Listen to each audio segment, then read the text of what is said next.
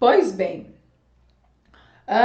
o que eu quero perguntar aqui e quero, né, convidar vocês a fazer é uma pergunta acerca da relevância dessa narrativa, dessa história, a ponto de que, narrada entre os atenienses, bem antes de Sófocles a organizar como uma tragédia, ela vai orientar esse período, né, se manifestar na Grécia como um dos grandes enredos trágicos, mas não só isso, ela vai perpassando pela história como uma narrativa fantástica, estupenda, surpreendente,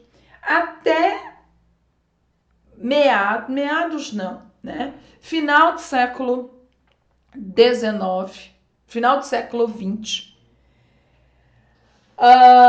quando, final do século XX não, gente, final do século XIX, início do XX, Freud toma essa narrativa de Sófocles e a leva como uma das formas de compreensão de certos enredos sociais que ajudará a compreender muito daquilo que aparece na psicanálise freudiana.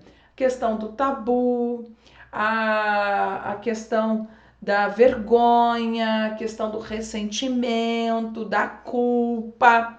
Então, Freud pega o mito da tragédia de Sófocles e leva para a psicanálise. Eu já disse para vocês que essa narrativa de Édipo, ela já existia antes que Sófocles a encenasse, né, no grande teatro grego. E a grande pergunta, então, é se todas essas formas possuem elementos convergentes, são compreendidos da mesma maneira.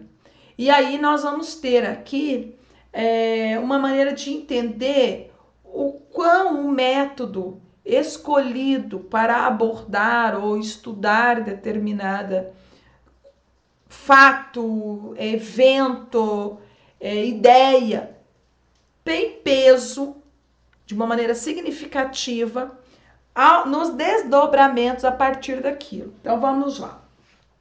Bom, primeira coisa, né?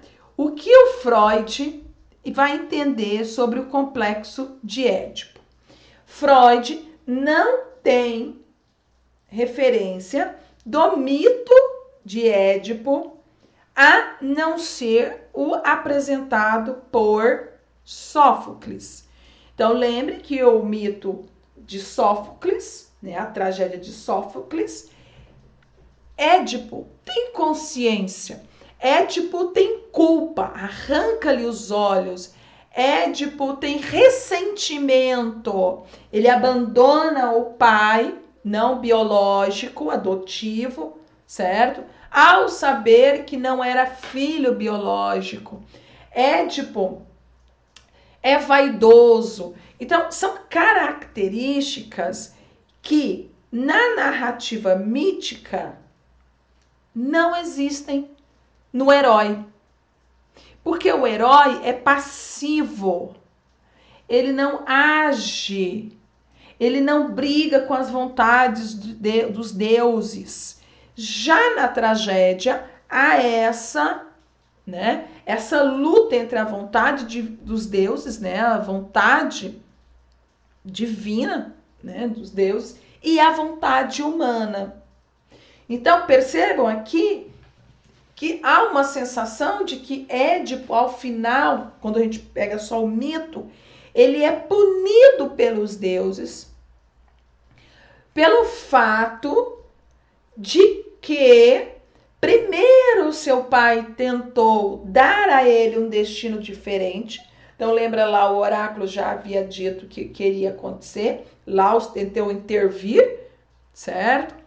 Depois o próprio Édipo, né, de novo decidiu mudar o seu destino, e aí é uma prova de que os deuses tinham o controle. Então, embora o herói ele surja com a vontade, ele decide, mas ao final quem bate o martelo é ou são os deuses. Bom, é essa narrativa que Freud vai utilizar para a sua referência na psicanálise. Então, o que ele vai definir, né, como complexo de Édipo, famoso complexo de Édipo? Ele vai designar como fenômeno psicológico resultado do comportamento emocional do triângulo filho, mãe e pai.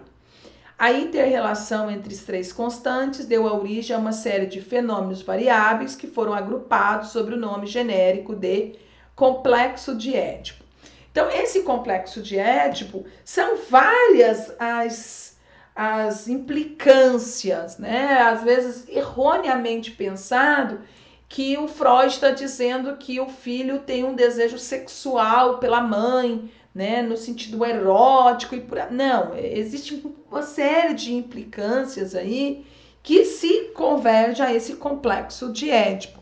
Tem uma relação da não aceitação da figura do pai como autoridade, né, porque há uma disputa, mas é bem complexo e a gente não está aqui para analisar, né, psicanaliticamente o complexo de Édipo. Mas o que a gente quer saber ou identificar aqui é que Freud faz uso desse mito e leva para a psicanálise. O que Freud não faz? Ele não considera o contexto. Isso que a gente está dizendo aqui, né? Quem era o homem grego? Nós vimos na aula passada, certo? Quem era o herói? Qual o papel dos deuses? Então, Freud não tem interesse nisso. Ele pega só a narrativa crua e leva para a psicanálise. Para, né, Vernant, esse é um equívoco freudiano. Né?